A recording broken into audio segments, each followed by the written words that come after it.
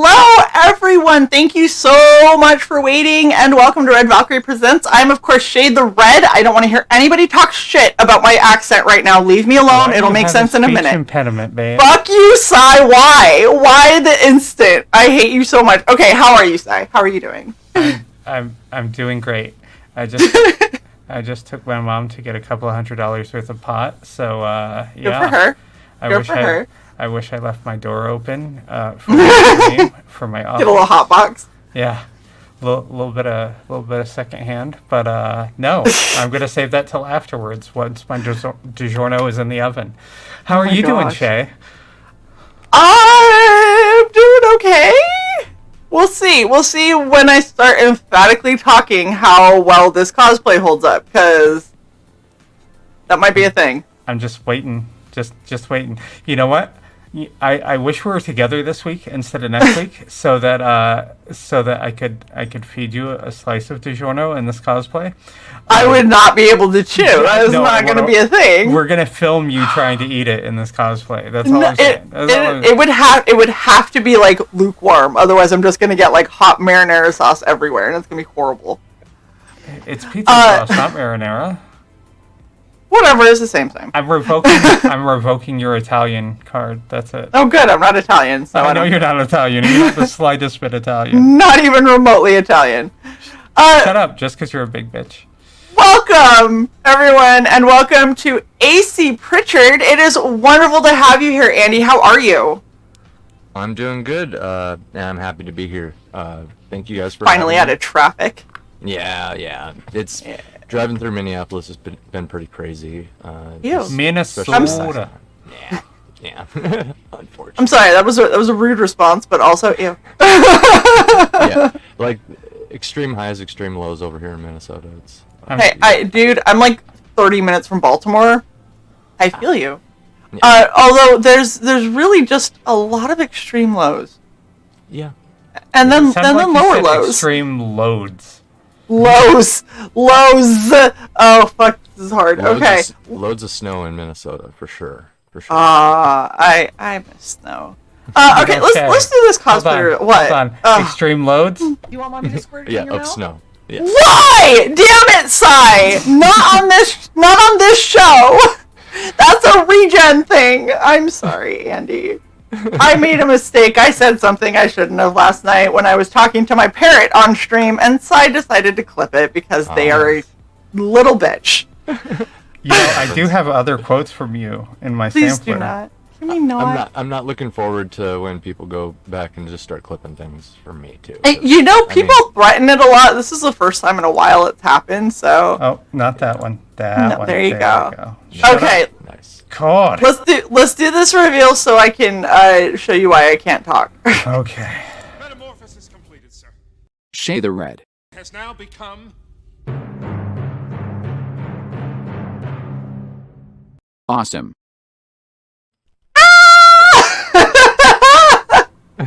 That's awesome. So I did a gender bend because I didn't feel like gluing fake hair on my face. It's not that I don't have it to do. I just didn't want to today. You know, actually, now that I think, there's a couple female orcs in the story. I'll just pretend I'm one of them. Yeah, but like, and I think it's fitting because a lot of them look very like similar with like the different tones of the gray skin and like, right? Because they kind of start blending into their Arctic environment. But there's Elda the she-wolf and Kiru the kind. So you can be either of those. They're kind of. You can be the she-wolf. You're not kind. The she-wolf. Yeah. It's pretty kind to do cosplay. Not gonna lie, I've never. You should have heard the number of shut the fuck ups that were coming her way from her when she was getting that thing on. So. Yeah. So I actually made this cape, the fur cape. My mom and I made it together for a different cosplay, and it is one of the most finicky things I have ever worn in my life. And today is no different. And I'm sitting. Like, it has almost nothing to do, and it's still being a bitch. So. Shae, what did you make that out of again? Literally two small area rugs. Yes. I was just gonna say, I think the And I mean, this is at least, for sure, at least early on with the Night's Watch on Game of Thrones. When they take the black or whatever, they always got those big black fur wolf pelts. Those are carpets from IKEA, specifically. Of course they're. Well, the thing is when you look. So if you look at when they do the kind of carpets that are supposed to look like pelts, they have two long bits that are supposed to be where the shoulder arm parts were, and that's what that is. And it makes a perfect, like, if you want to bring it around to the front, it makes it perfect for, like, the loop around your neck, and then it hangs down. And I just wanted this really long, so I did two of them. You know, I'm not going to lie. I thought it was like, brooch. I thought it was the toilet rugs. That's what I thought it was with the two things that go around the sides. No, it's not that. It's an actual, like, nicer rug. and the rubberized back to it because it's on the bathroom floor. The thing that's funny is these are upholstery tie backs. Yes. So they have like wire and stuff in them, and I have hooks for these to sit in. They love to unhook themselves, so they were hooked on at one point, and at some point while you were stuck in traffic, they decided they weren't going to be hooked anymore, and I decided I didn't care anymore. So I was like, you can't even see them with all the leather and the fur and the hair, so whatever. It's in the way. It's already awesome. Like Thank you. Look like one of my orcs, 100%. So I also have a picture that I will send you. You can use for promotion or whatever. But that'd be awesome. And you know what? I'll even include that in the graphic novel, Shae. I will. Thank you. I will. I have an art contest going, and I was just gonna say this is my entry because I was like literally like I told Sai this 2 days ago. I was like, oh my god, I should enter this art contest, and Sai was like, well, when does it end? And I was like, 5 days. So I was like, seriously? I was like, yeah, I don't know, it'll be fine. So I obviously haven't painted anything yet. So yeah, here's my entry. This is my entry. Heck yeah, I accept. Yeah, I mean, I'll give you your own page in there regardless, just because this is so cool, you know. And it just reminds me. So sweet. It reminds me of when I went on Critical Blast show. He kind of did a similar surprise where he just like, here's a theme song, buddy. I'm like, wow, that's so cool. It's a great way to meet somebody. I'm like, holy crap, everybody here is awesome. Everybody in the comic community has received me really well, and I feel right at home. Well, I mean, indie comics is so fun because you do such crazy shit, and it's like a pipe dream for everybody. And so seeing all these people come together and be like, okay, well, this is what I do. Like, I don't do interiors, but I do cosplay. Mm-hmm. So let me do a cosplay real quick. It's your art expression, yeah. It is one of the many, but yes, it is one of them at least. The other ones are shit like this, where I people who saw this last night. Oh, that's cool. And go through and paint up little. Then there's stuff like that. Sick. Yeah. I could see somebody wanting some sort of special thing for like a comic, it would be cool. That's actually specifically for Luminovox.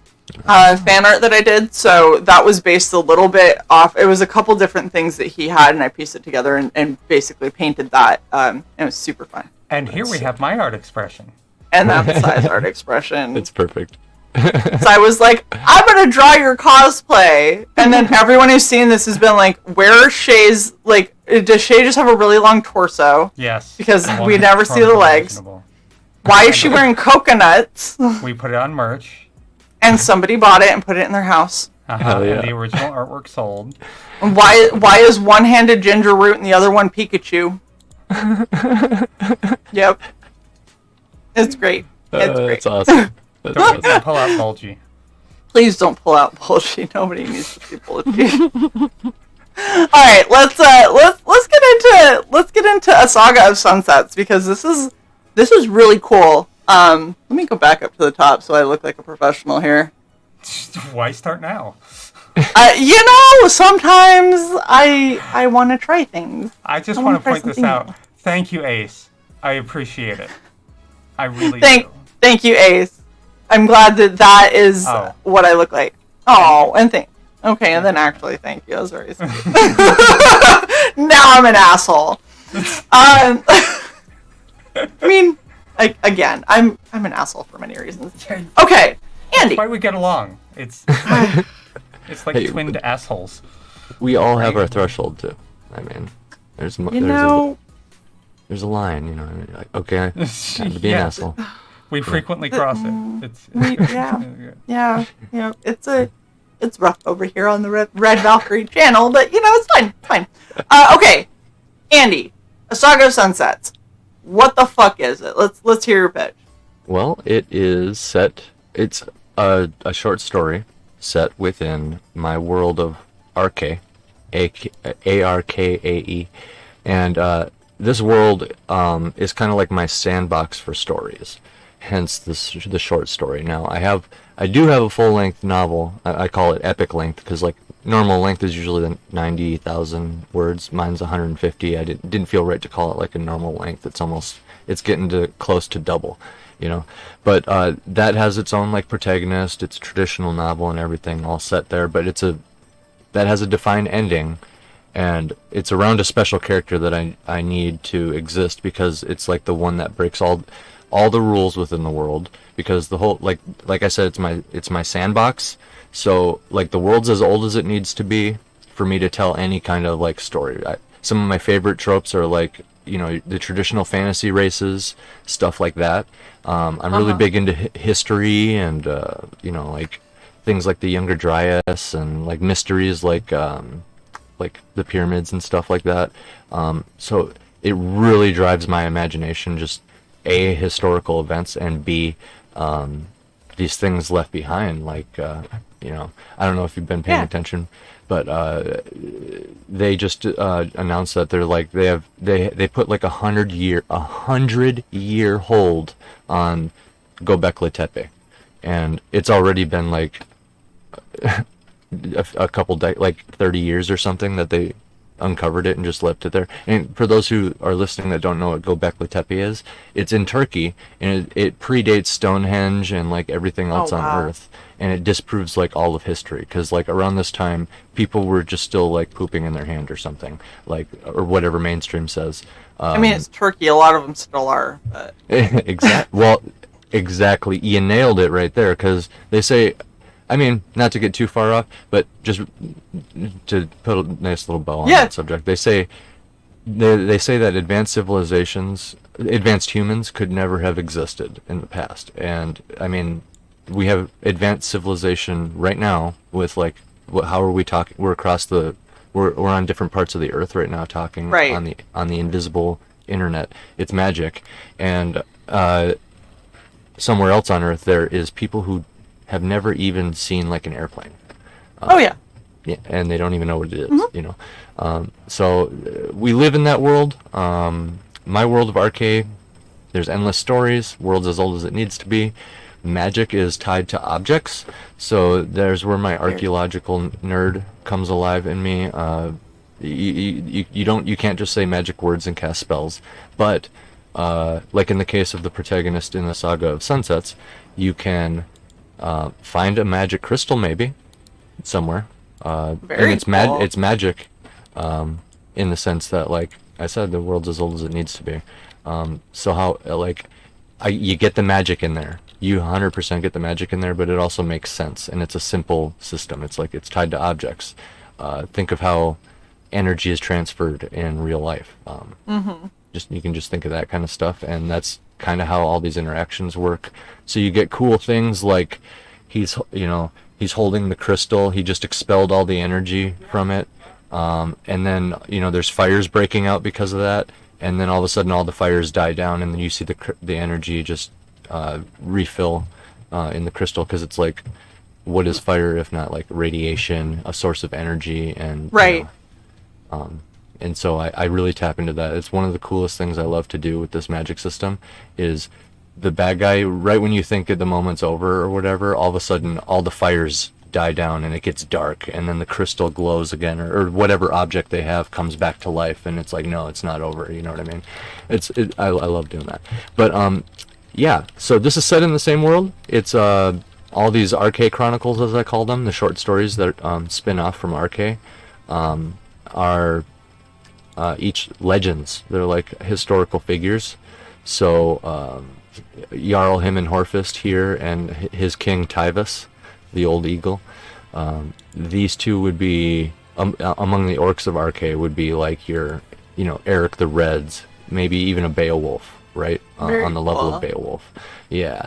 So this is like, and it's based on the real life story of the Kensington runestone found in Minnesota here. It's in the Alexandria Museum.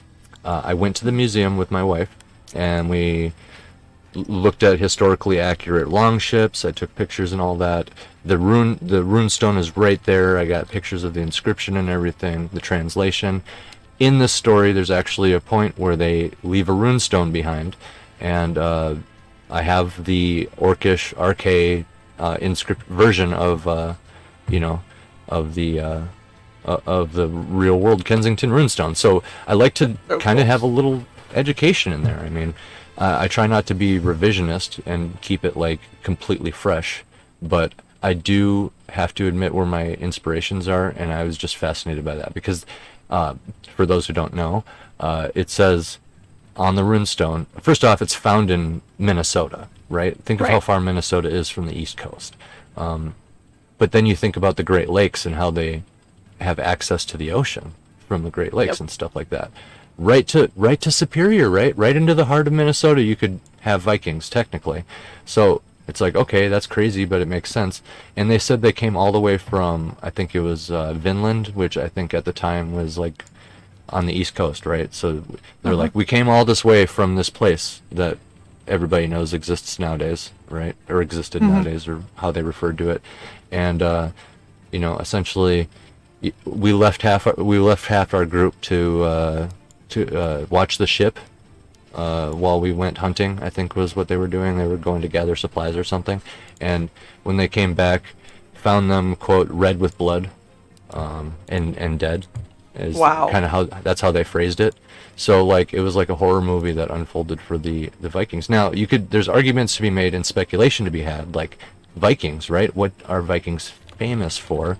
Maybe they made some enemies along the way, but on face value, if you just take it as the horror movie scenario, your mind can run wild. And let me tell you, after when you can only have like 20, maybe 30 dudes on one longship, half of them die, you got to cross the ocean. But if half of them die, and like your guys' way of life is hinged on like knowing how this works, like you guys have to be elite to be the ones that made it across the ocean and stuff, or one of the few. So half of them die. I don't know. Do you guys think that they would have made it home? And if not, I don't. What do you think would have happened? Like you're stranded in like old-timey Minnesota where it's just tribal, right? Yeah. Well, and what's so that the funny show that we watched, Shae, with the Viking that was the comedy. Yeah. It was the whatever the spin-off is of the show Vikings. Like there's a farcical show, and I can't remember what it's called, but it is the chick that sees ghosts. Oh no, that one? Oh no. That is God, what is that called? It's like Ghost Hotel or something like that. I think it was just called Ghosts. Oh yeah, no, it is. You're right. It is. It's just called Ghosts. Just chilling at this this ghost of a Viking just chilling at this chick's bed and breakfast. That's awesome. Yeah. Oh, and it's hilarious because he's very much a Viking. And like it just in every way. Ghost stuck in a house like they're stuck in the bounds of the property, so they can't see each other. But his son went looking for him because he never came home. Well, they can't meet up, but they can stand. So at they the can top of shout houses from the windows at each other, and basically, this guy's like Thor is like the alpha Viking type. Like he's like, kill everything with your bare hands, like whatever, And then his son is getting bullied by a female ghost in his house. And he's like, what do you mean you're being bullied? I don't understand what you're saying. He's like, what is bullying? He's like, just punch her. And he's like, I can't. He's like, why not? And then she shows up and she's like, "Oh, you crying to your daddy?" And he's like, "I'm sorry, you're being bullied by her." And he's just like, "Well, I know it's different when you're over here, okay?" And it's just like, I don't know if it is. It's hilarious. Like, I'm sorry, this turned into an ad for Ghost. If you haven't seen Ghost, go see it. It's fucking, I loved it. It was hilarious. So fun. I'll have to check that out. The other thing I was going to say when you're talking about runestones, so I was stationed, I'm in the military for people who don't know. Yay for military. This is what we look like. I'm just kidding. But no, I am in the military, and I was stationed overseas for 4 years. And where I was living, I was in this teeny little village. Like, literally, they're called villages. They're about 1 street long. There's, like, probably, like, maybe 50 houses, if that, and that's it for the village, right? And they're all right next to each other. And in my particular village, not only did we have a pub and a butcher, we had... One house had a rune stone from the Viking era that was in their front lawn that they were not allowed to move, but had to upkeep. Because it's a historical thing, and so you can't move it, and you can't get rid of it, but you do have to cut your grass around it and make sure that you don't damage it. Because it's like the Earth's, it's everybody's. It's not. Yeah. You have the land, but not that thing. Exactly. You have every part of the land except where this one sits. Some people they get really weird about moving it too, which I don't blame them. Oh yeah, no, these in England it's not allowed. If they're considered protected, that's where they live because that's where they work. They would know all about it since they re-renovated all of Stonehenge and literally moved those stones around at whenever they wanted. So that's what sucks. Honestly, look, guys, Stonehenge is a total bust. Don't recommend going. It's so stupid. And you can see it. You can see it for the hour that you're stuck in traffic trying to get there. You can see it from the street, and then you get up there, and it's not any different. It looks exactly the damn same. It's stones. Yeah. It's fascinating. It is what it is. It sucks that you can see where they've done modern repairs on it and basically just used cranes to fix it, so it takes some of the magic out of it. But the value's still kind of there with, like, imagining the druids dancing around, and like looking at the stars and like. Well, my whole thing is there are so many cooler, more historical things that you can see, and if you really want to get a good look at Stonehenge, go get a book on Stonehenge, because you're not going to get to see it in that same amount of detail, even if you go in person. There are ropes that keep you like 20 to 50 feet, something like that, away from everything. So you are walking slightly closer to it. Which again, I can't blame them, because that just happens to be about a safe distance from like soup and paint and stuff like that. So. Yeah, and it's just, but like the thing that's so stupid, right? So in my small village, that has 1 street, there's a runestone in my neighbor's front yard. Across the way from that is another runestone and a wooden carved sacrificial altar that was specifically it was specifically for when they would do like their offerings to the gods for the fall. And all around the base of this giant, it's like a fucking tree. They cut down a damn tree and then they carved it, and it is incredibly detailed with every possible animal that you can think of. They've carved into the edges of it, and then next to it is a stone, rune stone, and the whole thing is talking about like their worship and everything for the change of the seasons, and how they're grateful, and they give offerings for that and kind of stuff, and it's absolutely gorgeous, and I could see that just walking out of my front door and going down the street. Oh, that's amazing. It's so much cooler doing that kind of stuff and finding like the abbeys and stuff that are broken down than it is ever going to Stonehenge. Don't go to Stonehenge. From the sounds of it feels a little bit on the Celtic side, like the Picts and the true Aboriginals of Britain. Yeah. Because this is Britain, right? Yeah. You said? Yeah. Yeah.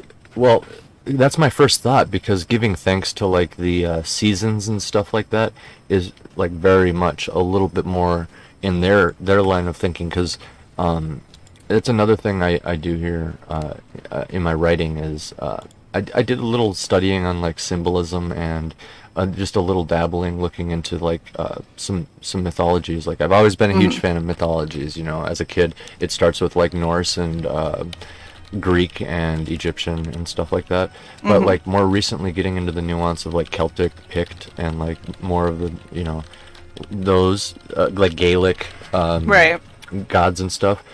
That totally would make sense that they're sacrificing stuff on this altar and they have a runestone there to commemorate it, because I mean part of their dichotomy is like you have the King of Winter and the King of Summer. You can think of like the King of Winter as Jack Frost, and the King of Summer is literally just like a horned green, like foresty, like whatever you want to imagine the representation of summer. But like this gets all into all sorts of details with it. Like I have a whole color scheme that like I will deck a character out in a very specific color when I want to dress him as the Summer King or the Winter King, and they both have. I mean, if you want to think of it this way, to add the masculine and the feminine energy, the Summer King can also be Mother Nature, and the Winter King can be like that cold, calculated like male. Like I need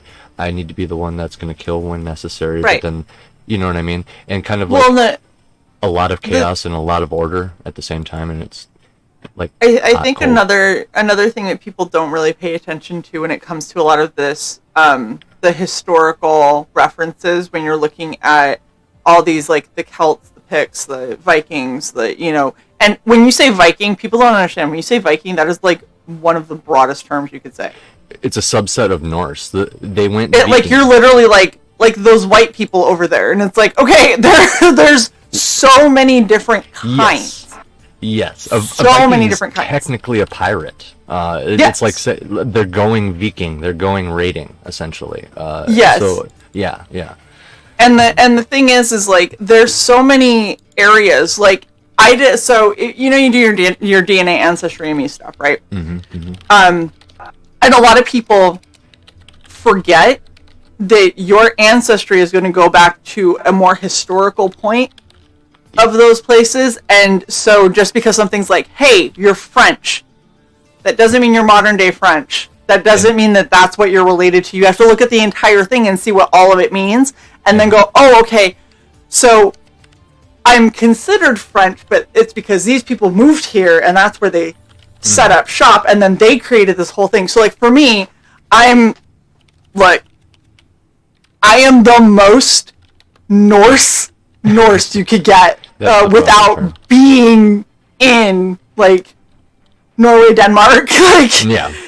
like literally, I'm like, I want to say it was like 60% Danish, Heck yeah. and then 60 to 70, I think, and then like there's a huge chunk that is British, but it isn't British. It's Right. specific places in Britain where the Vikings traveled to Yeah. and set up shop. And then I have the teeny tiny bit that is Italian, but it is there is one place in Italy where they like congregated really, really heavy, and the name that came from that is actually the maiden name of my mom. And I was like, yep, that would make sense that's where it's saying. I There you just go. saw a whole. Oh, sorry. You go. I actually learned this in the last 48 hours. Viking was actually a verb, Yeah. Yeah. as in it's to go, Yep. adventuring. Yep. The first It's one awesome. is the noun. It's awesome. Vikinger. Traveling adventure. Yeah. A Vikinger. I just saw this whole movie unfold and fast forward in my head when you were talking about all that. You're Italian.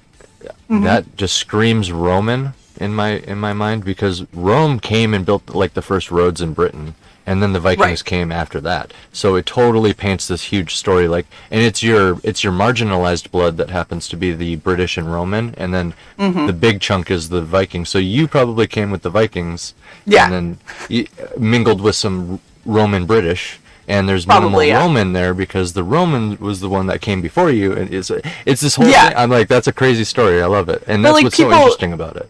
People don't realize that that's how it breaks down. So like, I'm never gonna go and be like, I'm Italian, and be like, no, not really. Like, Like, first off, it's like a 5%, so it's like really not Italian anyway. But if you're looking at it, and like you can pay attention to where tribes and heritage and things like that, especially when you're talking about something like you're talking about Norse Vikings. Yeah, they were very good at record keeping. They were meticulous in their record keeping, and that's why they were able to conquer so much, because they could explain to you exactly where they went and what went wrong and how to do it better the next time. Yep. And that is why they were successful in it. And they survived these crazy Vikings, these adventures, and came home and talked about it. It was part of their heritage. It was like, you have to understand these things because this is who we are. If you don't understand this, then what are you doing? You're not even understanding where you come from. You're just here, and that isn't enough. Not to mention the time that they lived in. It's not like you could just be. Like, there is no just be. Like, you have to do things. You can't just go to Aldi and pick up some fucking food. Like, bitch, you better learn how to hunt or gather or make some armor or fucking something. You have to learn something.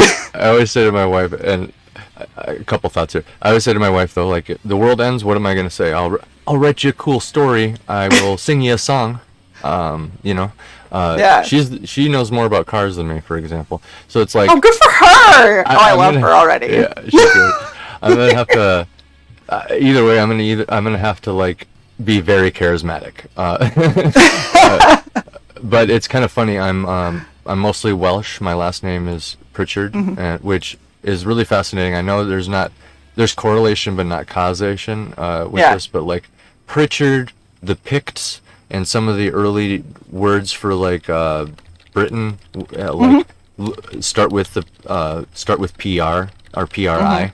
So I'm just like, you know what I mean? I may be looking a little too deep in that. I asked a few questions and people are like, no, that doesn't mean anything. I'm like, oh, okay. It's cool though, because it's like the Picts and then Pritchard, and then it happens to be like the same prefix as what the Picts called Britain originally. I forgot what the term was for the island that they called it. But and it's funny because the Welsh were particularly fun for the Vikings to come and conquer and take over and thrall and stuff. And my wife is right there with you, like 50-60% Norway. And so, well, that's the thing is, I think I was a huge chunk like Danish, and then like a smaller part was like Norwegian, and then like it was and then there's a little bit of Britain and this tiny bit of Italian right here, and I was like, no. I'm pretty sure that's just intermingling. With my wife, it's fascinating. I haven't gotten my ancestry test. I just go by my last name, like my appearance. I tend to look a lot like British people from Wales, as it turns out. So I just take that as majority that, and then probably just a mix of other things, like maybe probably some German, and then I don't know, whatever else. The surprise stuff, like you're Italian. My wife's surprise stuff. She has a crazy salad of like South Chinese kind of going on India, that region. Wow. She has African in there, and she has South American in there. Wow, look at her. Sorry, not South American. Sorry, Native American Indian from North America in there. So she's got this crazy salad. I mean, I'm not gonna lie, that sounds a lot like intermingling after they set somewhere and then they a little bit conquer. Yeah, a little bit. And she totally looks Norse too. She's got striking blonde hair, the freckles. How tall is she? Very tall, 5'7", I think, 5'8", maybe. I don't know the exact. Okay. But maybe 5. I don't know. But she was known for being tall. Like that's Yeah. she. Yeah. So I mean, you know, she's not Shae tall, but I get it. It's fine. But no, like literally, so you're saying it runs in the family or whatever. Oh no, it does. So like my mother, if you ever wanted to know what, like, if you aren't able to actually go to like Norway, Denmark, Sweden area and see a lot more concentrated amount of people that are related to Norse people, go to Utah. There's a lot of us there. Yeah. Like, and when I say a lot of us, I mean I'm 6'1", and I was in no way even close to the tallest girl in my school. Wow, you're 6'1"? Yes. Okay, that's crazy. you're taller than my wife, and like she points that out whenever she sees it. Like she's very aware of people's height because she had to be for herself or whatever. So. Well, and the thing is before this train started, I'm like, you're just a big bitch. I wasn't yeah. saying that she was. Emphasis on the big. Yes. Big. Tall. Yeah. Yes. Very tall. Wait, did we don't have it on this brand, do we? What? No, we don't. I was trying to see if we had the You're taller 2G. than me. Holy shit, that's gonna be okay. So if I'm ever at a con or something, it is gonna be hilarious. If like in person, somehow you get in the arcade or cosplay again, and we somehow get a picture, because you have the proper like height too. I mean, they're way. Oh, I have the build humans. too. I'm literally, like, I used to joke about this. I'm literally barrel chested. I didn't realize that I was joking, thinking that like, oh yeah, because I got these big shoulders and everything. But when they were trying to do a scan of my heart, they couldn't get a good image because I had to go on the side, and my ribs are so far set that I'm actually the definition of barrel chested. So imagine you are the tribal people in North America, or even just like the very, very religious Welsh that don't even have any defense for that. We've all seen like the beginning of Vikings, right? When they show up at the monastery. Like there would be this huge difference. And this is why it's like very important, like orcs. It makes sense. And actually my orcs aren't 100% Viking. This is actually just a point in time where their nature presented in this way, and this happened, right? Mm-hmm. My orcs are actually closer to like Mongolians, like nomads.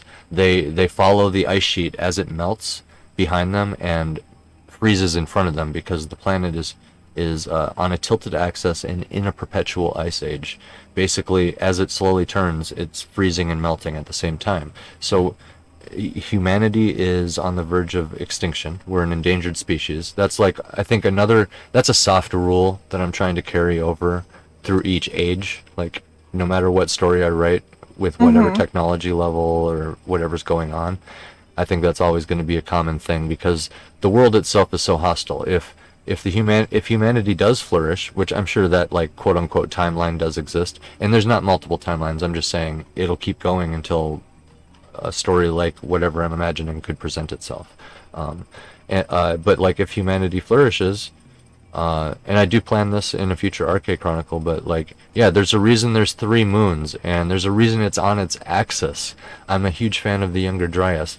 Here's another fun thing. Think of every possible scenario that a world can end. And I can also write that, because I'm going to have to reset time at some point, because time goes forward, so you have to reset it at some point if you want to go from like, if you want to have the Viking orcs or something, or like, or maybe if you want to have a timeline where like orcs and humans are actually friends and they're both fending off I don't know, the reptilians or something, or the deep ones like Lovecraft or something. You'd have to first knock humanity back from flourishing, and then present a timeline that allows them to build in that way, in that direction. So the Viking route it's spot on, because you can imagine these Norse guys back in the day with the skinny Welsh guys like me, and they just come out and they're like, no neck. They have been killing their whole life. They're ready to bring gold and maybe a son back with them, and like present it to their wife and stuff like that, like, or whatever I can't even speak for it, but like they were brutish explorers that are willing to conquer and take, and they were a different species, 100%. Like taller, denser. Like there's a reason everybody feared them. There's a reason the Byzantine Empire picked up specifically Viking berserkers as like their honor guard. I forgot the term for that honor guard. I mean, if we're gonna that's a thing. If we're gonna also be real, though, the Viking berserkers were absolutely horrifying because you get a little bit of that very specific medicinal shit, and you guys think basalt is bad? Like, You go into a killing frenzy trance. the shit they were doing, you were like, okay, let's get the berserkers, but let's get them like way up there first, I think, and then ready go, and dear God, don't turn around, like go forward. You come this way, I'm gonna lay you out, but go that way. I also know it's hard to like keep everything straight throughout history as far as like how well. Yes, they had to be brutal because they had this reputation, but how brutal were they? Like I saw a meme. It was like a berserker that was like, hey, you want to go, raid a village, and then it was a Norse, just a normal average Norse guy, and like with his family behind him. So it was like the Chad head as the berserker, and he was like all bloody and had like the bear skin like poorly photoshopped on there. And the next frame was like a normal guy with a bunch of little Chad children behind him, responding to the berserker. He's like, stay away from my family, weirdo. You know what I mean? So it's like, how brutal were they? Were they actually shunned by society, or were they like super honored? And I think the reality is it's somewhere like all the answers are right. You know what I mean? Because if you have a it's somewhere, it's in the in between, right? Because like if you're the one fighting, if you are one of the guys that's a warrior that's going out, the berserkers are somebody that you keep at an arm's length because they are unpredictable, because they are under the influence when they go berserk. That's how they're able to do what they do. But they are also highly revered because they were so effective and they're fighting on your side. So as long as they're on your side, like they're great, Unleash the bear, if you like when you go back to the village where everybody is, berserkers kind of got their own corner. Like exactly.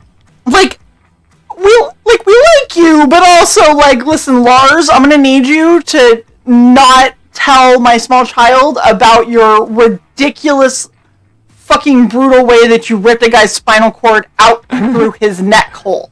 Yeah. Okay. Yeah. Like he's 3. Leave him alone. Like you have the. I have a character named Red Raken in the story, and he's kind of that guy. He like is always wearing his armor. He never cleans it. They call him Red Raken, not because his hair grew out red like one of the other characters named Usyk the because he's constantly covered in blood. Oh yeah, and it's probably disgusting. And he drags his bastard along with him. We can all draw conclusions to how why everybody around them would be fixating on this son of Raken being a bastard. Why does that matter? Well, you can kind of draw some conclusions there that I never felt the need to go into detail about it with Raken's backstory. But he earned the name by... and it's funny, that son, Red Raken's bastard, that's literally, they call him the bastard, blah, blah, blah, blah, blah. But by the end, he kind of comes out in his own, and, I mean, it has strong family themes in here, and I'm, like, really proud of, like, the first half, the introductory half of the story, it's this guy right here on screen, Hymn Horfist, Jarl Hymn Horfist. He has risen to the rank of Jarl, among the, which is like kind of like a governor king, not quite king. It's like it's almost like a chieftain.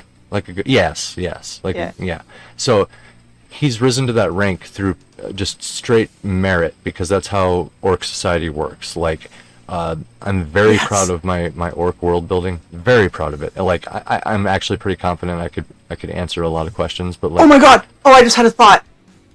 What's up? Do they paint a stripe on their longship to make it go faster? Because that would make me so happy. A red stripe, yeah. Can I just say I love that the only reason that the magic works in the 40K universe with orcs is because they believe so heavily that it does. Yeah. Like just because they believe it is why it works. Makes them I dangerous. Yeah. love it so much. I think it's amazing. They can believe that this claw that they've just basically stabbed into their hand. Like, I don't know, stab a scissors through your hand, and then like that's my claw, right? It's scissors stabbed through your hand, and they can believe that can pierce armor of like the armor of a tank, and then it will. Yeah, it definitely does get a little bit ridiculous at times, Yeah. but it's one of those things where from a storytelling aspect, it really opens up an interesting opportunity where you can ask the question, like, if you just set it up and you don't ever dive into it, it sounds absolutely asinine, ridiculous, and like a complete cop-out, right? 100% cop-out. Oh, Right. They believe it, that's why it works. Right. But if you really get into it, shut up, I know I didn't paint my hands, okay? I didn't paint my hands because it's annoying as hell. It works. Every time I painted my hands and then had to do this show, I'm like, No, there's probably anything. snow white orcs, like albino orcs. I'm sure. Because think about it. I'm pale enough. You could have gotten gray surgical gloves. That would have been. Yeah. That would have been. Yeah. You're horrible. Anyway, so the thing what I was going to say about like the storytelling aspect is it gives you an opportunity to really take it to a different level where you talk about the power of the mind and how far does that actually go. Because we do know when people don't believe something, the likelihood that they will be successful in doing the thing that they don't believe that they can do is Drastically drop. almost non-existent because you don't think you can do it. Yeah. But how many real world application? how many times have people been like, there is no way that you should be able to do this, and yet I just watched you do it, and it makes zero sense how you were able. And I was like, well, I just thought I could. And I just tried really hard. And So there's a lot to be said for that. Right. Yeah.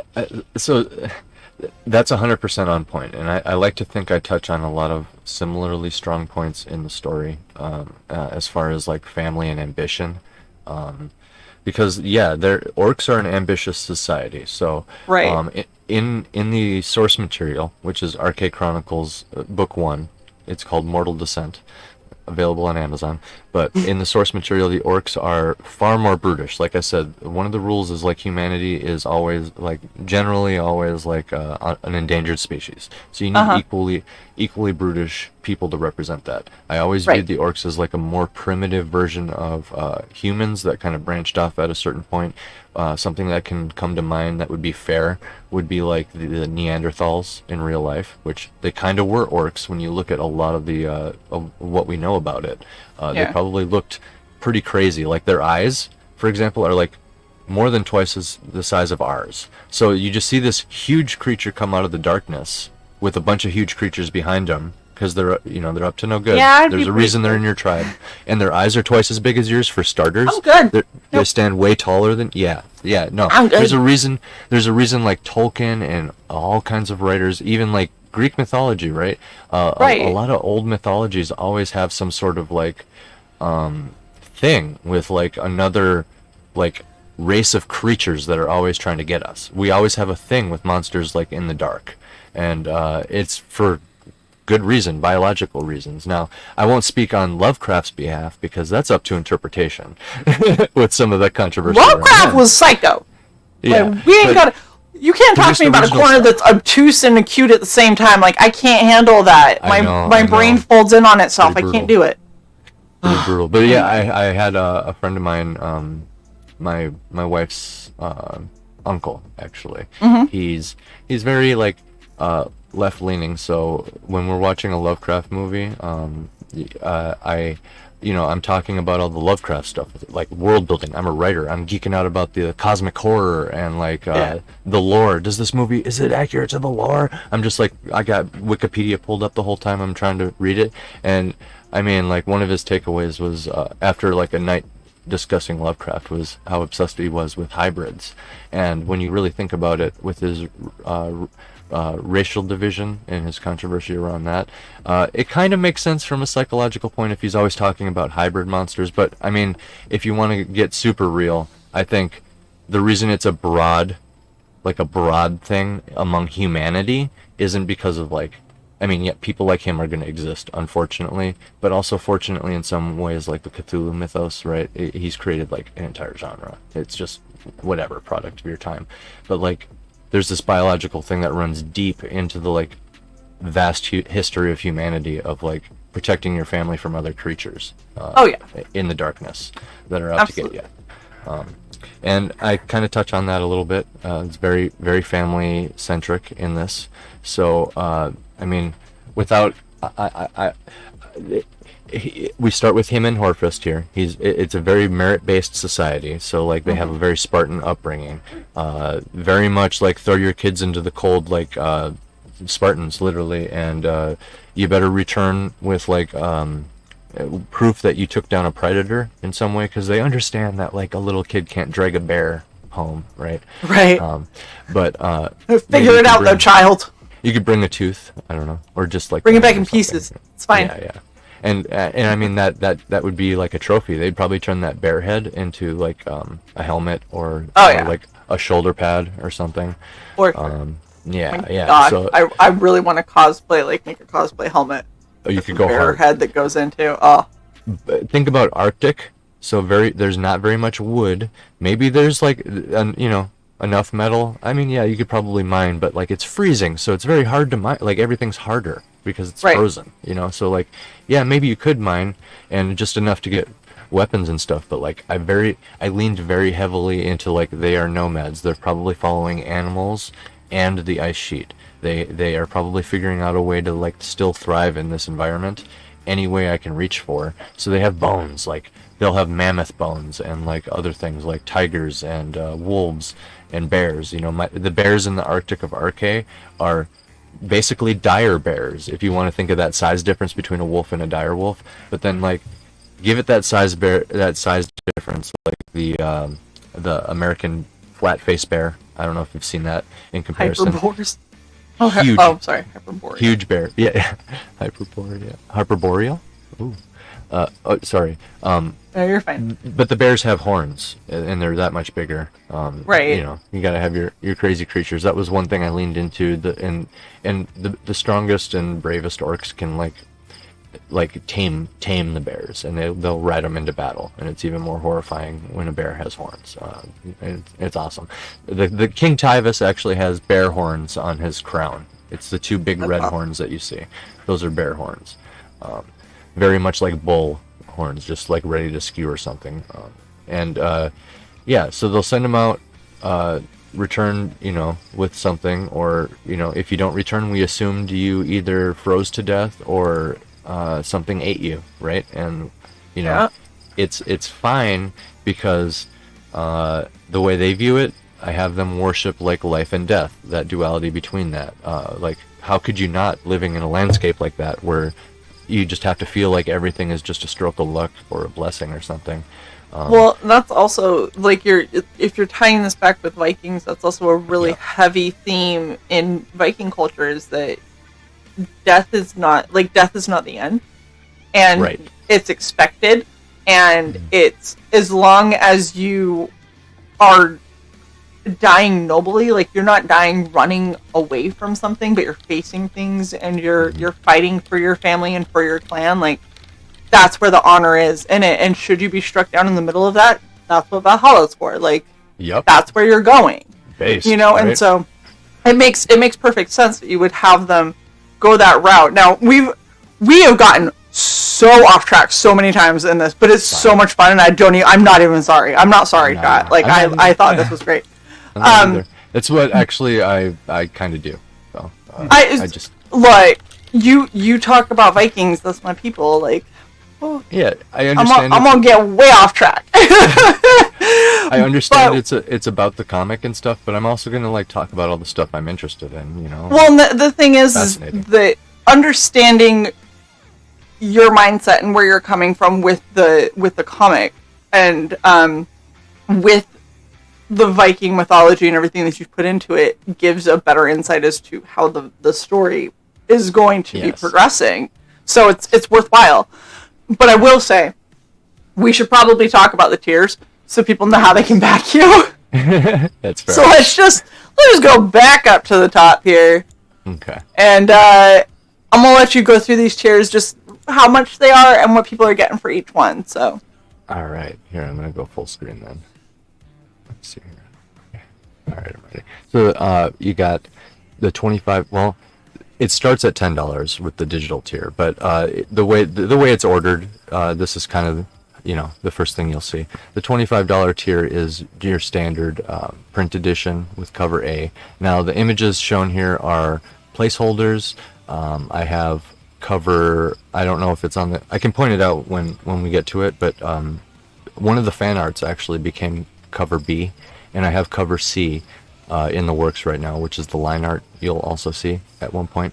But these images here are placeholders. I made them thick books to really convey that you're getting a minimum of 72 pages. So this could easily break 100 pages of art if if I'm very liberal with the splash pages. So here's a question then. So this is like a more of a novel instead of a comic. It's a complete story, yeah. It's not. Okay. It's not going to be a recurring thing. If I do another one, it'll be another short story because that's. But what I'm getting at is the layout. Yeah. Like it's not laid out like a comic book with panels and. Oh, and it is. Like it is. It is. Okay. Yeah. So it is. It is a very beefy comic book, is what you're It's saying. a beefy, yes, like a graphic novel sort of thing. Graphic novel. I mean, people think floppy comic like 24 pages. Yeah. I'm no, gonna this punch is. you in the tit, Shae. I just want you to know that. Armor or not, Bring it. I will. She has in her- 6 days, when you drive down to get me, When I drive down to pick your ass up. Yeah. will punch you in the Exactly. Exactly. I'm gonna throw you out of the moving car. Anyway. Do you Time see to the go Viking. face? Yeah, motherfucker. Time to go Viking. Yes, it's happening. By the way, He's tiny, like a tiny tiger. I need to go and take your soundboard away is what I need to do. Alright, so you have cover A, cover B. Cover B is going to be black and white? Yeah, this is going to be your cover A is going to be like your standard size, like paperback, right? I'm like an author first, so I do tend to think of this in book terms, even though it is an art book. I still, I wrote it and I did all the lettering and stuff. Luke is the artist, did a great job, and I let him do his own rendition. Like I said, in the source material, the Vikings are probably a little bit more brutish. They have more body hair. Because you would need to be a little furry to survive out there. But Luke did a fantastic job at giving them a slight humanized element, which works with the whole legend thing. So they're going to be very pretty and like he really captured like the legend aspect of it. But anyway, the black and white one here is going to be like the pocket-sized version. Would be like the comic book term for it, but. I call it the manga edition because it's black and white, and Luke's style kind of lends itself to that. And manga has the very small, thick, tomes of manga in black and white. They're famous for it.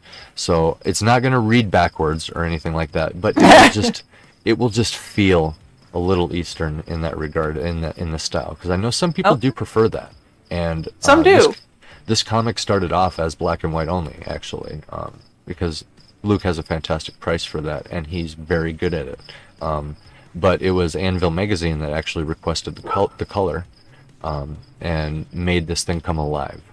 So, I may have started it, but the revenue from the source material on Amazon, I funneled completely back into getting like a couple pages or something from Luke, showed that to Anvil. Anvil requested more, essentially, and propelled it by, I have a 15-page preview, the first 15 pages in full color in Anvil Magazine number 3 on my shelf over there. I could even show you guys a little bit, but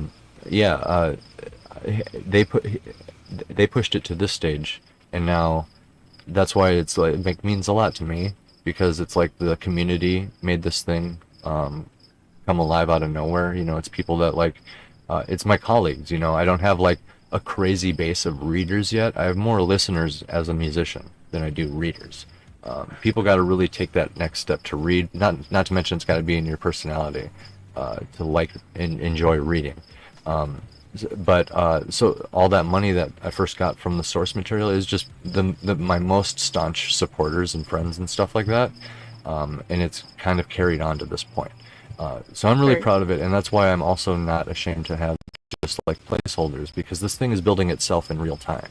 That's what this thing is. This is like the community making something more than it's me making something. That's why the goal isn't to make money with how all my numbers stack up. I'm actually losing $6,000 at the end of the day when you account for shipping. And my co-host Bad Sauce thinks I'm crazy. He's like, "You're gonna ruin yourself." I'm like, "Listen, the thing is making itself, and it's not the goal to profit off of a Kickstarter. The Kickstarter type idea, the startup, is to start something up. The goal of this is to get it. Yeah, I will make money 10 years from now from Amazon sales, if that's what it takes. Or I'll order extra books, since I'll be, I'm working with Critical Blast in that regard. I think he's going to be my printer. Once I'm established there, maybe it'll just be super easy to just order more books and ship them out. Like I can do that. I did it all the time with my band. So I digress. The $30 one is the hardcover. Only $5 more for hardcover. This one's in full color too, and I believe that one is a little bit bigger in size than the paperback. So it's like each one is a different size too. Yeah. The mini paper hardcover, and then the $50 tier is where things start getting signed, because I'm not just merely offering books at that point anymore. You know what I mean? Like, here's all the special stuff comes in. So yeah, Luke agreed to meet me halfway, across the country, and just spend the day signing things once it's all set up. So everything can be signed by me and Luke, basically beyond the $50 tier. To be honest, I'm probably just going to do it for everything if I can help it, because why not? If we're going to make a day out of it, let's make a day out of it and just sign everything, But you might want to rethink that. And the only reason I'm going to say that, there's two big reasons. One of the big pulls for this is the fact that you're getting something signed, on top of getting the digital, the hardcover, the stickers, and the bookmark, right? Yes. The other reason is you might have people who don't want their stuff signed, and so they will buy at a lower level because they don't want that on the cover. So be careful with I might just do it for everything, because you can unintentionally piss off a large amount of your backers by doing that. You're right. It's all good intentions, but I'm letting you know, because like Sai said, it was 300 and how many? 380 something? 383 as of this stream. 383 shows that we've done. We've seen everything. And so we've seen things go really well. We've seen things go horribly wrong. And one time I ended a stream. Yeah, and one time I ended a stream prematurely because it was that bad. This is going to be round 2. I can tell you guys hate me. So. Yeah, absolutely, absolutely. Yeah, this guy is talking. Fucking hour long so far. This guy's being such an asshole about my ancestry right now. Like, my DiGiorno pizza is crying in the freezer right now. Go preheat your oven. Fuck you. Fuck you too. Get over here. We'll talk about it. No, we won't. I'm not cleared. Damn your surgeries. The orc muscle mamas drive everybody nuts. That's what I'm seeing happen here, and that just makes my co-host suggestion of getting kind of a little sensual cover, you know what I mean, that comics are famous for. One of those. It does fucking sell. I'm just gonna throw. Hold on, wait. I'm just gonna throw this out there. If you're taking ideas for future covers, if you ever wanted to collaborate for a cosplay cover, let me know. I haven't seen those. I want to see those. And has anybody done that? Yeah. That's awesome. I have. Cool. I don't have it with me, but I have one that Bill Jers did, where he took my cosplay from the stream and put it on one of his covers, and he only printed 5 of them. Mm-hmm. And I had one, Sai had one, he had one. And we gave away one, didn't we? I think he gave us one to give away, and then he sold one on the auction that went to Mike. So That's a good there's idea. only 5 in existence. I also did a photo shoot that Rainey included the cosplay picture of in Fiendish. But yeah, it happens. Hell yeah. And I'm down, and I'm big enough. Sick. Yeah. And it's if it's specifically this story, because like I said, they're not always orcs. This is Right. my orc Viking story. Aren't based you on- glad? Oh, look at you. Aren't you glad that I know where shit is in our shared folder? I am, because I don't. Oh. Yeah, this is that's what Bill did. So this is he has a cover that he drew that was this character, and I put on a bald cap, split the hair through it, dyed the hair, styled it, painted my face, painted my neck, everything, and then he clipped it out and put it for a cover, which was really fun. That's amazing. Actually, that's actually amazing. It was really This fun. is the cup. Oh, that's so cool. That's so It cool. was Yeah, really, really fun. I would be very open to that, especially since I'm going to this is gonna stay open as long as it needs to, even though it says ending in a few days, and we can talk a little bit more about that. Not too long, Let's finish the tiers real quick, and then let's get into that, because I want to make sure we touch on that before we wrap. But there's my point. Plenty of time for more than 3 covers, more than what's here. Like I said, it's making itself at this point, and that's what I'm really proud of, to be honest. Hell yeah. You can feel the support underneath of it, and it's wow, you know what I mean? And I can compare Absolutely. I can compare it directly to my Amazon book. I'm learning a lot. I can compare both of those to all my my music experience, and it's just been really enlightening and humbling at the same time, to be honest. But I digress. $10 digital tier, just straight up. You can get the comic digitally. That's why I have the phone on there.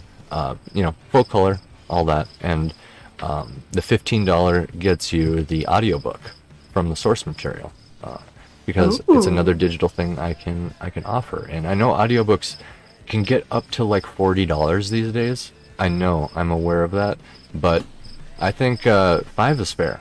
To be honest, that's what I would. Yeah. Yeah. Because doesn't it make sense? If you have a $20 book in hardcover, wouldn't it make sense if it's $10 in paperback and then a little less than that in digital?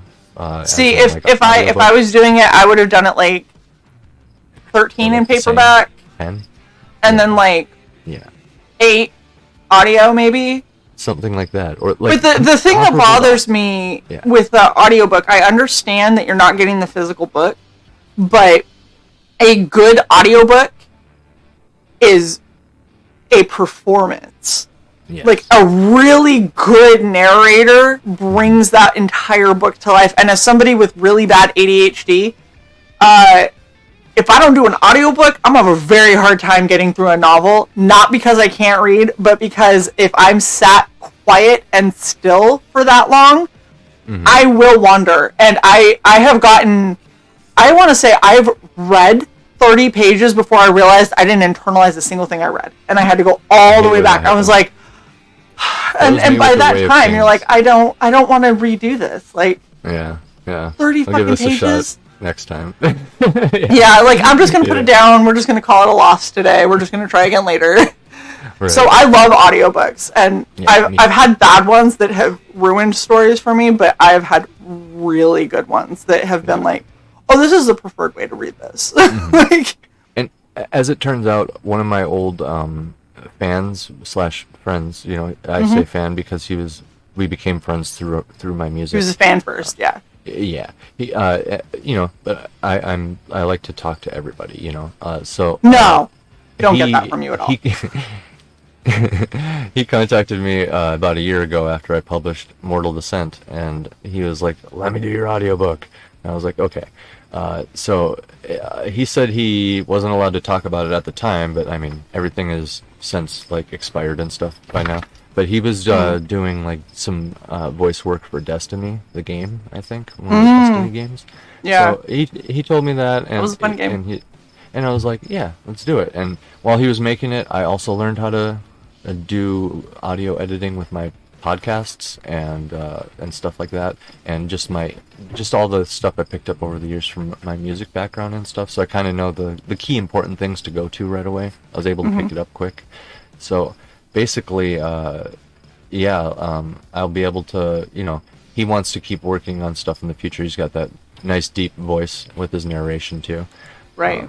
And he tries to do the different accents. He does a fantastic Scottish accent.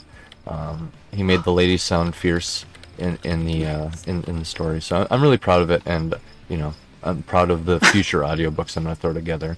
Like I have a free series called Spirit Animals that I do on my Substack. It's like 3 episodes in. I'm planning a live one shot on our channel, but I'm also doing the audiobook for each episode of that, and my wife is doing the voice of the protagonist, who's like a very young, like little boy, seeing the world for the first time. Right? He's raised by a wolf. That's awesome. And yeah, it is, and I'm really proud of that. I actually find a lot of my inspiration floods, I call them. When you kind of like wake up in the middle of the night and you're like, I gotta write something down. Where's the thing? And, like, scribble it on my hand, and then you fall asleep or whatever. You know what I mean? Yeah, for me it's my phone, but yeah. Yeah, usually my phone too. But stream of consciousness to Cye, and then I hit send and fall back asleep, and Cy's like, what the fuck was that? And I'm like, what are you talking about? It was like the thing. I'm like, oh, that wasn't a dream. Oh, wait, what did I say? Like, hold on. I knew I wrote it down for a reason, and I read it, and I'm like, oh, that's a good idea. Oh, that's why I wrote it down. Oh, okay. Exactly. I find a lot of those floods of inspiration happen to me lately, just naturally from spirit animals. Like, it's like an invasive thought. You know what I mean? Yeah. And yeah, that's kind of where I got these 3 short stories for RK. They were invasive thoughts at one point that I got to write this story. That would be so cool if, I just imagine the Kensington Runestone in like a fantasy world. Oh, let's go. Orcs, let's go. But yeah, it's interesting how the natural floods happen lately for my free Spirit Animals one that's like all ages, and has very cool. I'm very much just kind of like coming up with stuff for that, but it's coming out in like an organic way, instinctually. I'm proud of that too. But this is about this. This is about this. All right, $75 tier. Yeah, $75 tier. We're almost done. Are we still doing tiers? Yeah. Yes. This one is the ColourPop version. So my plan here is it's oversized, so people get the nice oversized art of Luke Stone. Upwards of 100 pages if it comes down to it. And I say ColourPop as in it's going to be desaturated with highlights from me is the plan. Luke might just ask for guidance and do it himself to make sure it looks better, but the original plan right now is to have me go in and do my own coloring. Now on each panel I would choose like one color and just highlight something, and this would just highlight like a lot of the symbolism in the story as Very you're reading cool. it.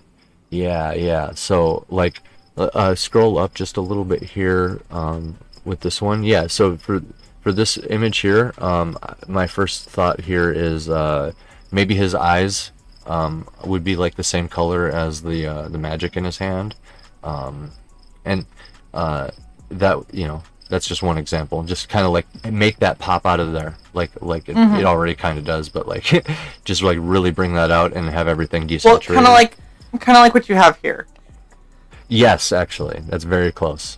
where everything Yeah. is super desaturated, and then you have like, oh, here's a really bright color that you need to see.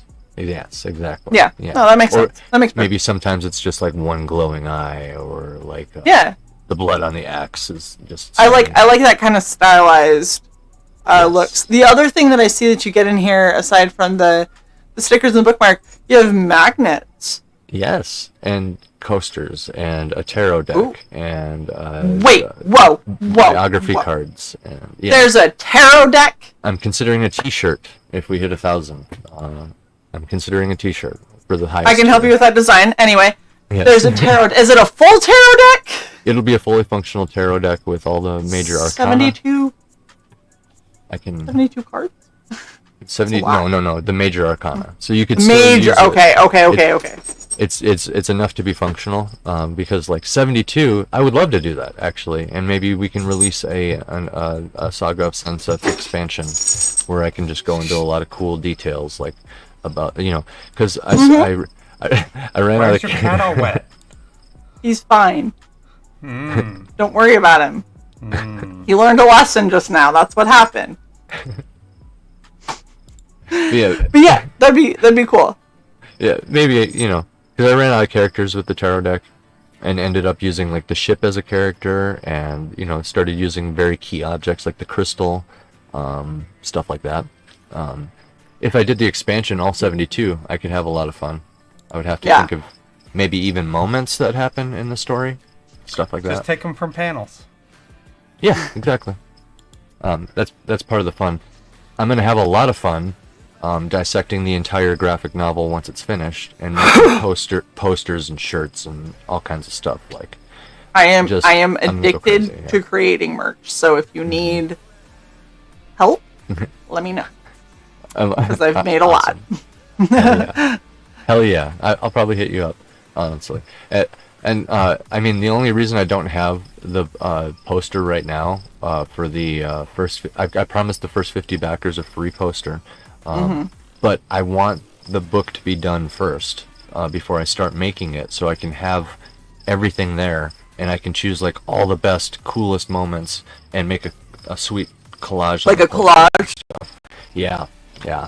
Very cool. Yeah, so I'm excited to do that, but I need at least, I don't know, like at least half the book done. More than 15 pages for sure, because, I mean, I brought all these panels a long way, but it's like, I can't help but feel like I need a little bit more before I, like, start saying this is, here's all the best art in the book that I made when it was at 50% or whatever. It's like, it feels better if it's at least like 90% of the book is done first. Yeah. Yeah. But I digress. All right, and then at 100, the King Edition. Yes. How is this? The King Edition is where you're starting to get kind of a little bit of everything I could think of. So you got your digital, you got the ColourPop version, which is the the highest value version thus far. You got your audiobook, you got the poster, I believe, and stickers, magnets, bookmark.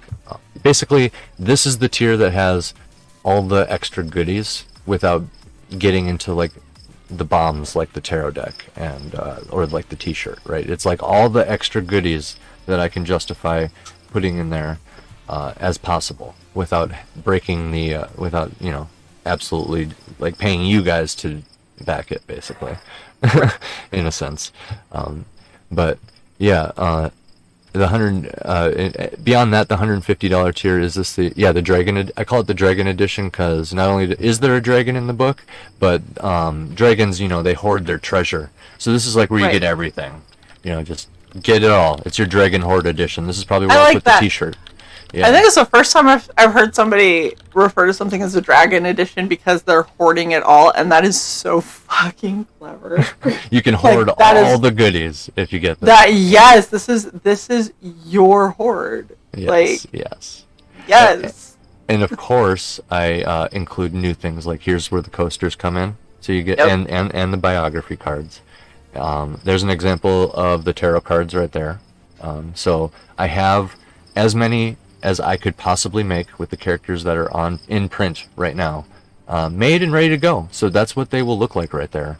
Very handmade, cool. Handmade by me. Lots of symbolism on the back of the card and stuff. I turned each character into a different tarot card. The protagonist is the Fool, and I believe the slave character is the World. They all coincide with real tarot cards. So what you could do. Even though I gave them new names, like the protagonist is, instead of the Fool, it's the Hellfist. They all have names that pertain to them in the story and stuff, and I'm depicting scenes going on, taken from the panels. In the protagonist's case right there on top,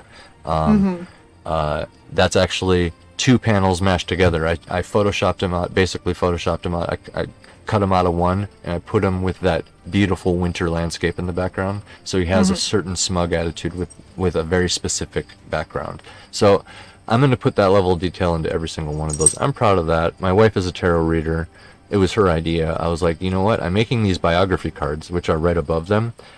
Those are going to be, full print, just beautiful art on one entire side, and then the back side is going to have, which is showcased in the middle there. It'll just have like who this character is, and this is the one. What's going to make this special over the tarot cards, because the tarot cards are special in their own way. They're functional, right? Right. This is going to be special because it not only has information on like your favorite character, but if I can possibly do it, I'm a huge card player. When me and my wife met, I was a blackjack dealer. I played so much Magic the Gathering in my day. When I was a kid, I played Yu-Gi-Oh. When I was a really little kid, I collected Pokemon. Like, you can keep going. I need these to be foiled out if I can help it. I need holographic cards. I need it. Like, it has to have hollow foil, otherwise it's not a shiny. I need a shiny. I need a shiny. Yes. I like it. So for those ones, you can see they're very colorful and vibrant. Yeah. I'm trying to pick vibrant images for that. And I will update all of these as we go. And of course, the bulk editions for like shops and stuff. Like if you know an LGS, 5 and 5. Very cool. they can get they can drop $200 and get a bunch of color and paperback and get some free ones on top of it. Essentially, sell it for whatever they want. I don't really care. Match price with whatever else is on the shelf. Make money. I don't care. I encourage you. All right. You'd be backing me, and that helps me enough. So okay, so let's talk about the 2 days to go and 12% funded. yes, Because we knew that this was going to be a thing, so we wanted to just make sure that we talked about it before we wrapped. What is going on? So what happened here is I am new to this, for starters. First and foremost, my own responsibility here. Not deflecting anything here, but I did go really hard on touring people's shows and stuff, which I booked you guys I think months ago, which was when I was in the full swing of setting this all up. Now, for those listening, if you're thinking about doing a campaign, that setup phase should be before launch. But what I did is I set up a launch, and I'm like, oh, I'm gonna start doing this because it's not about like when, it's about just getting it done. Right. In general, making it happen, bringing it to life. So I wasn't thinking too much about it going into it. In hindsight, I would have, and I'm going to do this now once things level out in my life, because that's another part to it, is I've been absorbing as much information as I can get, taking all the criticism, adjusting on the fly. Like this is like the 4th rendition of a trailer.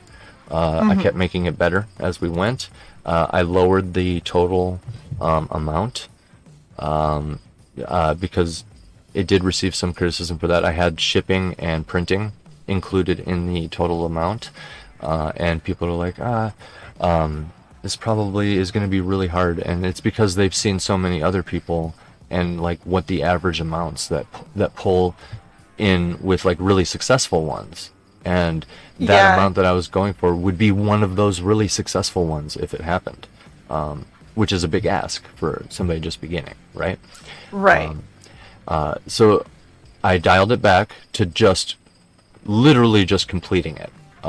This is the cost right here on screen, is the cost to just complete the art in the book. I have the first 15 pages. It's going to be 72 minimum, upwards of 100, depending on splash pages and depending on how well funded it gets, or like how much attention it goes behind it. Whatever happens, what come may, whatever will be type of thing. I'm happy to just like make it a chunker, like 100, 150. Well, no, it wouldn't even make 150, but it could get to like over 100 is all I'm saying, with the source material, with the full length of the story or whatever, the script. Right. Because all you have to do is say splash page, boom, next page. You just added a page by making one panel a page. You know what I mean? So looking at this, basically the long and short of it is, new creator, first time doing this, lots happened, and goal currently not met. So what's the plan going forward, and how are you going to kind of address any of the concerns that any of your backers have? Well, it's more than just to finish the previous thing. I'll get to that, but there's more to it than just whoopsie, because like it's fine if it's just a little slow and like I didn't plan it, because I can always regroup. Say at this date I'm gonna start. I can line up all these shows in advance, like give myself a month break, whatever. I have total control here as the indie, and as the face of the project. I mean, Luke Stone is definitely attached to it. He's very sentimental about it, right along with me, because it's his beautiful art. Like, I don't blame him. And He gets that way about his projects. He loves what he does. I think he believes in the story too, because Oh, it's yeah. so family centered. It's so If he family-centered. didn't believe in the story, he wouldn't be working with you. You don't see Luke draw orcs all the time. And you know what? I gave him the option of all 3 stories from the source material. I was like, do you want the human story? Do you want the orc Vikings that have a flying ship? The human story is like Saving Private Ryan, and or do you want the lizard people story, where it's like Orcs are clearly Boudica. the superior choice in that. He was like, give me the flying orcs. I was like, deal. Good choice. Good choice. But yeah, more importantly with the thing with the campaign is, if it was just slow, that would be fine, right? It's whatever.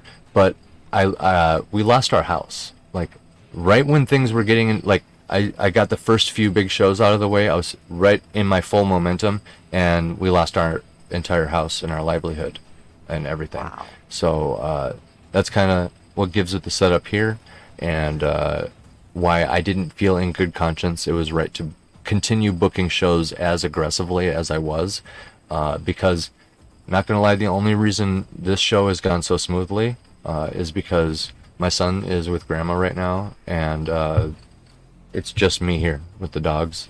They're being very calm too. They could be barking at anything that walks by if they wanted to, or flies by, Right. which they do sometimes. So we're actually a little lucky too.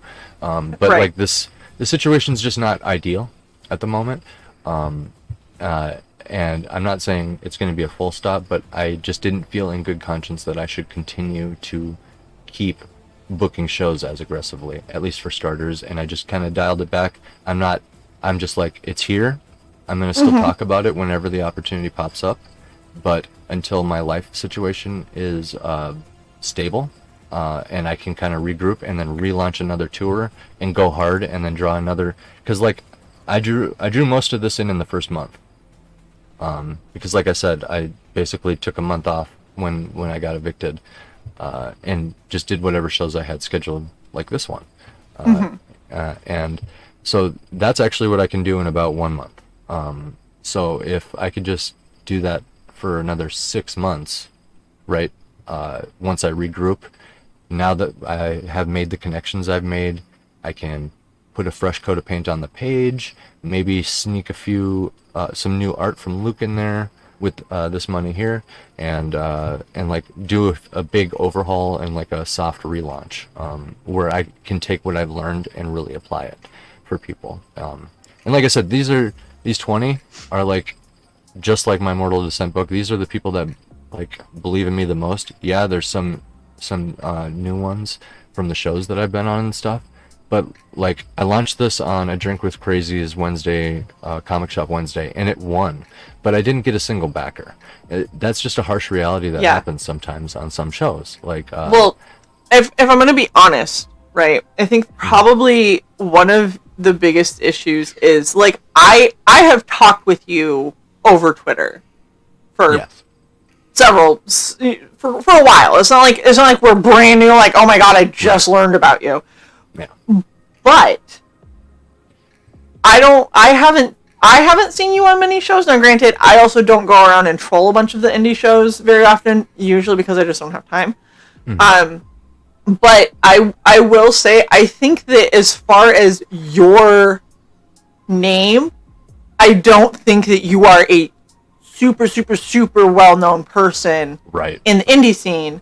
So you understandably taking the time off because that's what you need, and you are a person first, that, you know, you are a person and a father and a husband before all this other stuff.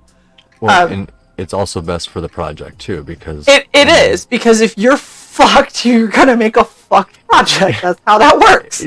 Yeah. And things will just be wonky, and it's just better to transparency, regroup. It's still here. It's still open. I'm not closing anything down. I'm still going to talk about it. I think that getting you out there more frequently where people can hear, because this has been a great conversation. This is one of our longest streams that we've had in a long ass time. And I think that getting you on streams to just show who you are and then be like, by the way, I've got this book. I think that would go a long way as well. Mm-hmm. My biggest question that I know that everyone else is going to have is, if I'm backing you, mm-hmm. when should I expect a book? Because I have a feeling it's going to be at least a year, if not a little longer. Because of needing to get the funding, more life stuff will always creep up. Yeah. Luke is going to need time to do the art. You're going to need time to proof everything. You're probably going to run into an issue with your printer because you're a first-time creator, and that happens almost every time. I have a printer, Critical Blast. He gave me a great quote. Which is fantastic. Critical Blast knows what the fuck they're doing. Dude, he gave me a theme song, too, which is in that trailer right there, I think. And it's amazing. We're going to get to. Yeah. We are. Amazing. It's happening. I swear, guys. I think that guy's so based. But yeah, anyway. Are we looking at probably about a year? It's open-ended, to be honest. This is more. Okay. This is not a storefront. This is a an investment into helping me get this created. So this is truly a crowd fund. This isn't. So this is what people need to think about. Think of when you back something like a new tech on Kickstarter. Yes. You're backing them to be able to do the research, to do the project. It doesn't necessarily, and I'm not saying that with this, but it doesn't necessarily mean that you're going to get the product, because it depends on what happens with all of the production for those kinds of things. Mm-hmm. This is that kind of thing, with the exception of there isn't really a reason that you wouldn't get the product, provided that the funding happens. That's what we need. We just need the funding. I'm not like Stan Lee with some side project, right? That or if Luke Stone himself, he's like, I got this random idea, I'm gonna toss it up there and see, and then if it doesn't work in this amount of time, I guess it's not meant to be. I don't have that kind of pull. I'm more known as a musician and a little bit of a jack of all trades. I have my 20 song discography. I have my full-length novel ready to be just fully gone over and edited. I have my published book, which is multiple separate stories, so you can kind of see what kind of writer I am, and then the comic book based off of one of those stories. I have another one actually on the back burner being done by Mark Hatherley. He's actually been putting out sketches semi-regularly. I told it, the deal with Mark is there's no time limit, but there's actually more of that one done in sketch form than this one.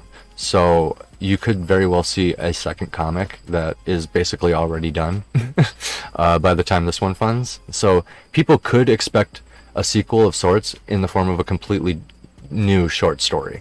And I'm particularly proud of that one too. That's the human one I told you about. Mark Hatherley chose the Saving Private Ryan one, and he's a veteran. So he's able to capture that really, the facial expressions.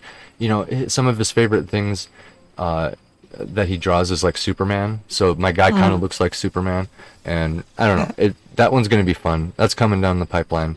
But obviously, I would dedicate all resources. This is the main focus right now. Yes, this got it. Okay. And Mark understands that before I even launch this one, I basically caught up with him monetary wise, and he's just like, listen, I'm just going to keep going, and I'm happy to do it. You know what I mean? Since you don't care about the time limit, you've paid for everything so far. That's all up front. He's happy to keep going, which is why those pages are still coming, because he knows that he's just happy to get the project done. This is why you make good connections with people, because this is what can happen when someone believes. I've met artists before. I kind of know how to talk to them. Yeah. And that's for as much as I can't show you any of mine. They're all covered right now with a gray shirt. That's fine. But that for as much as I harp on Disney and these other places like Amazon and Netflix doing inaccurate shit, I will be the first one to call them on that. I'm also the first one to give my artist specifically in the form of comics, because it's such an art thing. In the story about a legend, it makes sense to just have it be whatever. You know what I mean? I could have a chibi style one.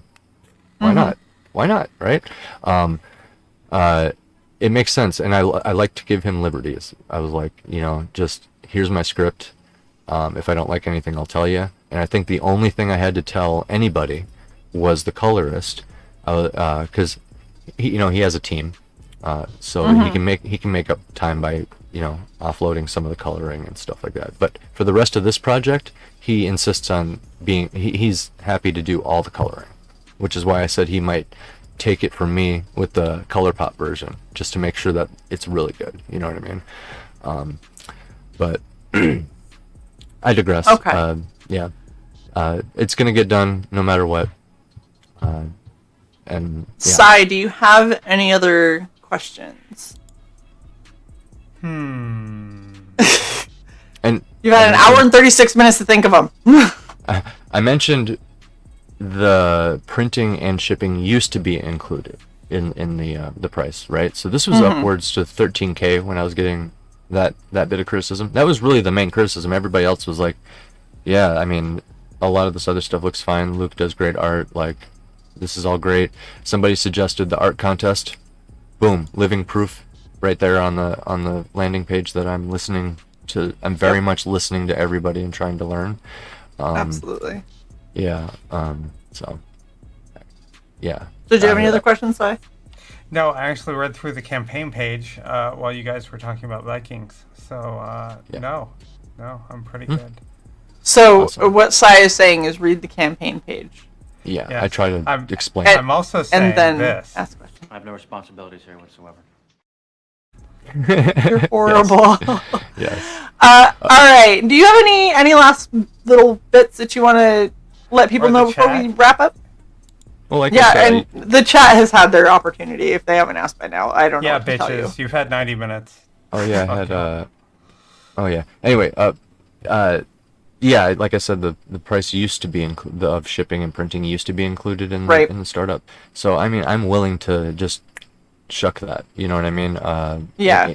If people are willing to help me get the thing done, because think about it, if it gets to the digital print point, if the art just gets done, it can go on Amazon and it exists. That is the goal. So why wouldn't I be willing to, since they saved me a ton of money by helping it get created, like kind of how Anvil made it color. This was just Right. black and white. Anvil was like, no, bitch, it's color now.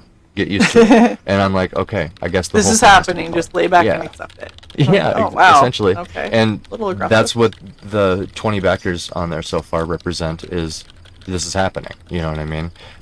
Yeah. So that's where I'm at. I'm willing to like save them money on shipping and just directly pay for the printing. If it only just skims that goal, I don't care. As long as everybody's willing to understand that this is a true startup. You're helping me So- start up. I'm not a comic shop. I'm not like Ethan Van Sciver. I'm not ISOM. I know they get a lot of criticism. Or sorry, RIPA, not ISOM. But I know they get a lot of criticism for like timeliness and stuff. I'm not that. Well, here's the thing. This is really what it boils down to for almost everybody. Timeliness is only an issue when you stop being transparent. When you start saying that people just need to be fucking okay with whatever the fuck you're doing, that's when it becomes a problem. But if you're like, hey, I understand that this is a little bit different than some other campaigns. I understand that this doesn't currently have an end date, and that is scary for some people. I understand that Right. some people might lose faith in the project at some point. And you know what? That happens. Message me. Let's talk about it. Let's see what we need to do. Like refunds, those kinds of things. Hey, Yeah, I'm look, open. I would hate to see you go, but if you decide that you just can't, Right. okay. Fun My Comic obviously keeps track of everybody. I have everybody there. I'm not going to forget about you. I'm going to keep Right. in contact with everybody. And I put my email in there multiple times. It's the same email that you submit the art for the art contest to. That's also like the Pritchard Pub email. That's the business email. So, I mean, when business needs to be talked about, it's there. Yeah. I mean, And So- it's gonna get made regardless. Let's say I stumble upon some money that I can throw at something. Why Nice. wouldn't I throw it at my own project? You know what I mean?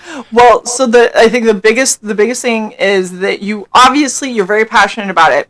Yeah. That is not in question. You have a good direction going forward. That isn't in question.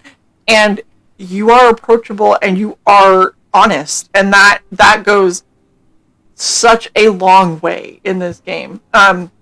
Perfect example.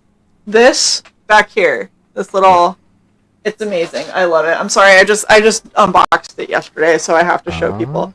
This is like the coolest little thing ever, right? This was part of a Hammeralla campaign from a very long time ago.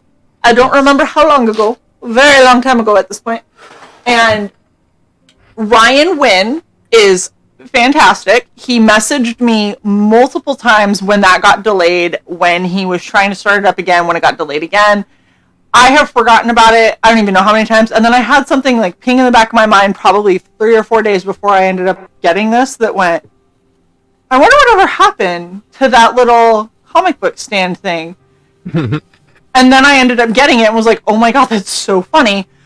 Ryan was always in communication with me, and it did arrive. And it didn't just, I'm pretty sure I only backed 1.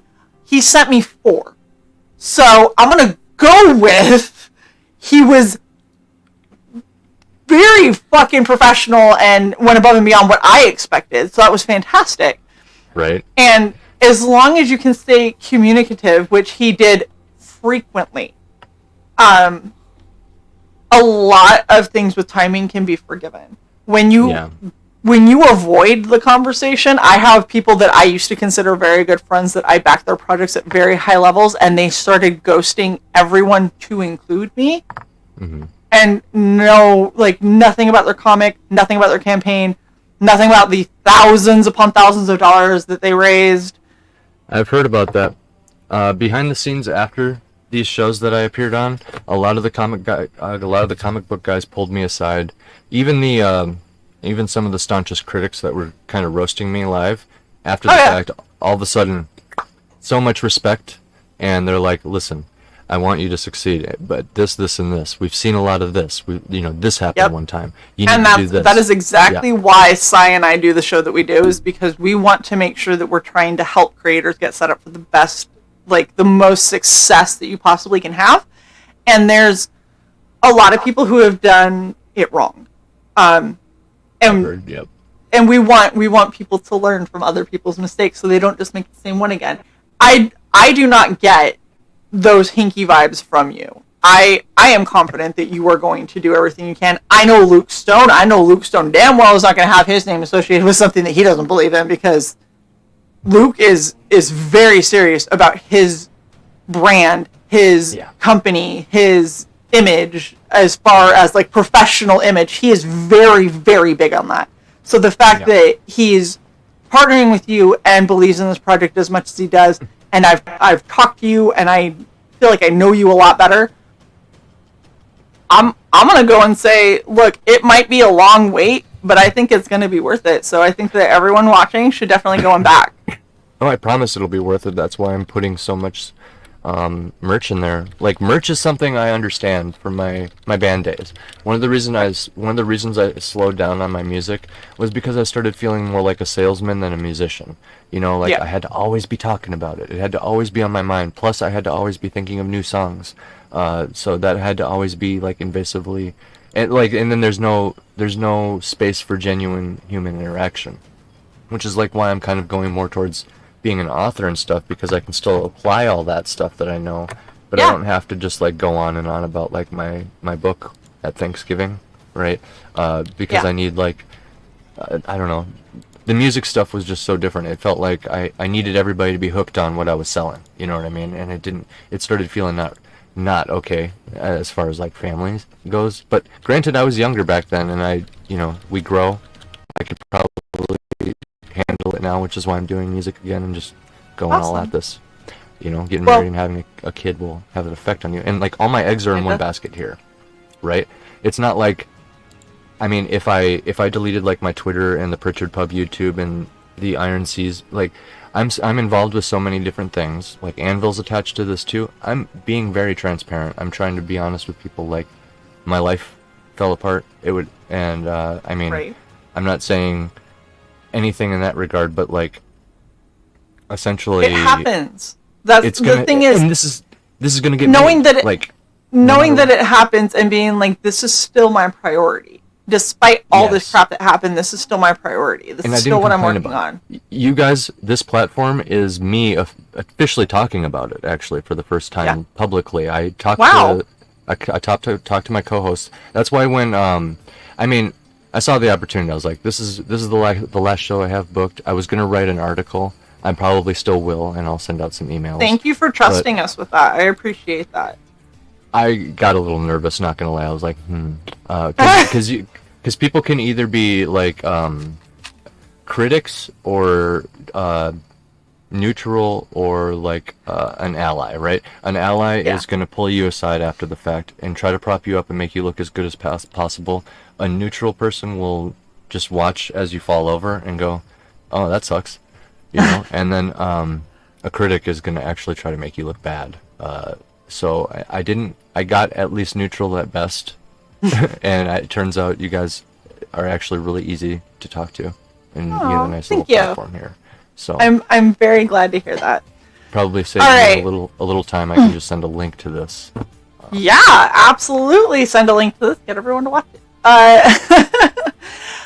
I do want to thank AC Pritchard for coming and hanging out with us and giving us all the details, the fantastic conversation. This was a very long stream, and I'm going to tell you, it was worth it, so watch the whole damn thing. And I put in big teeth for y'all, so come on. You can do it. Thank you so much to Sai. You have been fantastic, being completely silent. No, Sai made some good points. Sai does make very good. I saw you in the chat. Oh, yeah. You know, with the Gobekli Tepe stuff, and yeah, you're on point. You're on point, and you got all the. You're doing great. You're doing great. Sai is fantastic. I bust their balls Yes. because I can. Not for Thank you another guys. 6 days, you can't. Stop it. Thank you so much, everyone. What I was gonna say this an hour and 12 minutes ago. Once you get medically cleared, your vagina is gonna be back in a sling when I'm done with it. That's all. Will you fucking All right, here we stop? go. All right. Thank you guys so much. Have an absolutely wonderful day. We're going to go out on the trailer and a couple of ads for our channels, but please make sure you like, share, and subscribe to Red Valkyrie. Go check out Valkyrie's Play, sub over there, and if you're feeling up to it and you want to see me do stuff like this more elaborately, go over to Buy Gaslight, also on YouTube, and sub there. We will see you guys next time. Bye. Bye.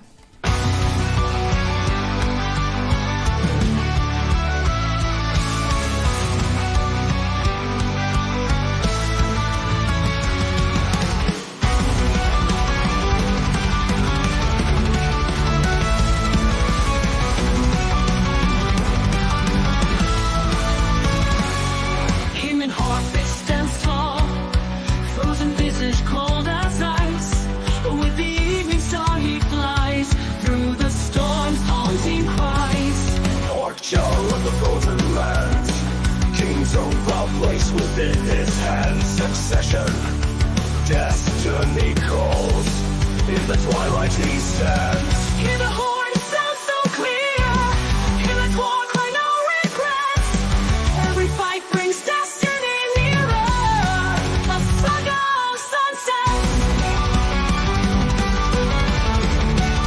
Saga of sunsets. Battlefields of frost and flame, in his slumberous fire and pain.